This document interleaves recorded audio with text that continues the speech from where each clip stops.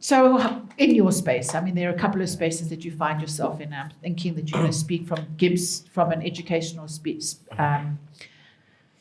viewpoint. How do you feel AI has impacted the educational space as it stands today? So I think, Leigh, firstly, thank you. Good evening, everyone.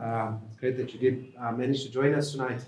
Leigh, if you don't mind, I'm going to start off and just take us back a few years, which everyone will roughly remember was when ChatGPT launched, right? Everyone's on ChatGPT or some sort of platform like that, predominantly ChatGPT, which, to my horror, to a large extent, many of our students at a postgraduate level are using and paying for instead of having good coffee. And for me, I still don't understand that, right? I'll take us back to that November. I remember getting a call on the 16th of December, and most of you know that 16th December, if your boss phones you, it means that something is wrong. And so the dean phoned me on the 16th of December, and I'll never forget, I was sitting outside at home. I was actually on a flight leaving that evening with my family on holiday, and I looked at my phone and I said, do I answer now or do I not answer? And I said to my wife, when should I get fired, in December or January? Which I think is better, right? In any case, in all of that, I didn't answer and I phoned him back immediately. And he says to me, Chiba, we have a problem. And I was like, not we. Let's not make your problems my problem, right? He says, what is this thing called ChatGPT? Okay? And he says, I need an answer from you now. What do we do from a GIBS perspective? Do we enable its use? Do we disable its use? What should we do? And I said to him, boss, the only thing I can tell you is let's not forget when we tried to ban Facebook in organizations yonker years ago. People found a way around it. That's number one. Number two, what we should not do is try and teach individuals, especially postgraduate students, with the technology that they're going to have in the workplace. Let's rather use it and say, how do we use it together? And so came the January, we have our annual sort of faculty get together, and we developed a policy around that. And ever since then, as you all know, the proliferation of the tools has gone almost crazy. And so we've had to take a huge introspection from our side in how do we enable people to use it from an ethical perspective, number one, because ultimately you're coming to an educational institution to do what? To learn. And what is the pedagogy behind that learning, essentially? And so how do we embrace technology and this future, or the current and the future of learning on this? And so we've taken a very different stance, where if you come into any of our classes, there may be a session that says, yes, you're supposed to have used the AI. Now we're going to evaluate in front of everyone a deep discussion on the output you got on an AI based on a case study that everyone had to read. And so how do you start really engaging with the outputs? And that starts bringing up the notion that we're not saying no to this, but you must understand both the pros and cons of it.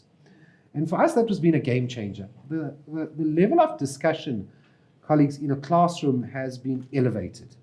Okay? But that's the level of discussion. The next question I asked is, discussion is one piece, but application and understanding is another.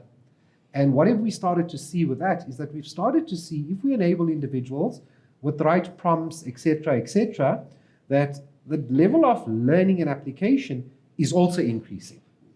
And I find that heartwarming. So, if you read the news and everything, another part of my life is in the startup world. Many people are saying this bubble is going to burst. I'm like, when you've got giants like Microsoft that have invested in this thing, that everything is co-piloted, my phone summarizes my emails thanks to these things, right? It's not going to go anywhere. You'll get a bubble bursting from a financial perspective, but from a usage perspective, colleagues, it's everywhere. And so for me, the future is how do we embrace it, but how do we use it as any technological tool, which has always been an enabler? The question is, what is it enabling in our context? And I think we've got to take 2 steps back for that. A few years ago, I was interviewed by one of the big publications, and I said one of the critical things that we need to get right is AI literacy. And if we don't get AI literacy, what's going to happen is that we are going to have individuals of all ages, and I think we've got to be clear about this now, Leigh. And I'm going to be a bit hard on it, but from the school all the way up until PhD, postgraduate education. it has to be a core component and part of the core curriculum. Let me give an example. 2 nights ago, and I've said this publicly yesterday while I was teaching, I've got a 16-year-old son who I'm surprised hasn't eaten the bricks off my walls yet at home, right? He's bigger than me, and I'm still wondering if I'm the dad, by the way. Let me crack a smaller joke there. He plays first team rugby. Guys, have you seen an Indian playing rugby? And as a father, I'm a bit scared, and the reason I say that is because rugby is not a friendly sport, right? But anyway, he had an assignment to do from school, which was to develop, I think it was a Gothic comic or something, leveraging AI tools. Okay? And the joy for me is the one side as being a dad where my son who's 16, who supposedly knows everything, comes to me after dinner and says to me, Dad, I need your help. You know something about this thing called AI. Can we please sit down and you show me and teach me how to do this? And so I think for me that was a huge joy moment because as a 16-year-old, he's come to the realization that in this tech world, we're often 16-year-olds and we're all human. That hasn't changed.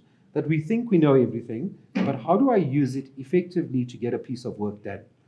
Now here's 2 pieces. We could have been done in 30 minutes, 4.5 hours, 12 at night, we were still busy. Why? Because we were fascinated and he got fascinated. I didn't tell him that, but I've told everyone else this, I learned something. Because not everything sits within my wheelhouse from a tool perspective. And so I think we have to embrace this, colleagues. I think the business world requires it, or should I say organizations requires it. For me, it drives 1 fundamental piece in all organizations, which is going to be productivity and efficiency. So how do we make sure that individuals have the skills to match the efficiency and productivity that is required from business? It's a non-negotiable skill now. It's the same as, remember, everyone says we know how to use an email. I think over the next 5 years, that's what AI is going to be. And I'm happy that we've got a legal expert here, because as an educational institution, what we do find is there is the IP, the copyright, that sort of, and please you'll forgive me if I'm mixing up the terms here, right? Please don't send me a letter later. My wife's a lawyer.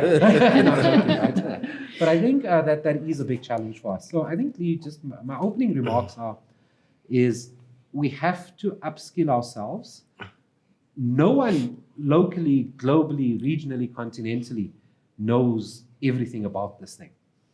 The future of this, for me, 5-10 years from now, is going to have huge impacts on all IT infrastructure within organizations.